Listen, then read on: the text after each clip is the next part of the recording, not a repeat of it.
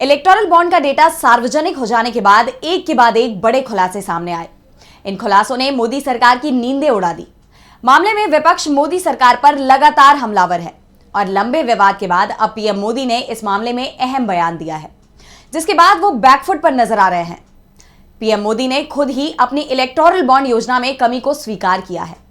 तो कैसे बैकफुट पर आई मोदी सरकार इलेक्टोरल बॉन्ड पर और क्या कुछ कहा पीएम मोदी ने, जानने के लिए देखिए ये रिपोर्ट।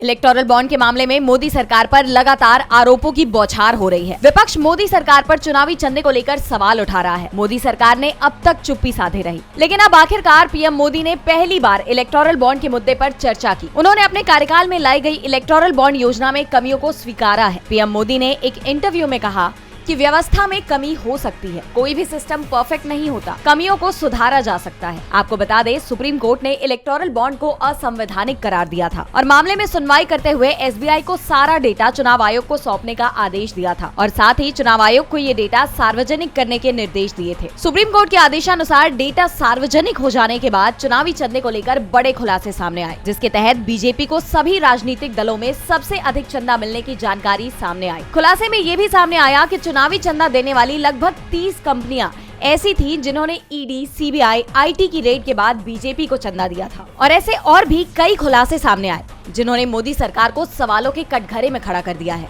विपक्ष कड़े स्वर में इस पर उचित कार्रवाई की मांग कर रहा है और अब पीएम मोदी ने भी इस योजना में कमियां मान ली है, जिसके बाद मोदी सरकार बैकफुट पर नजर आ रही है। डीबी लाइव की रिपोर्ट।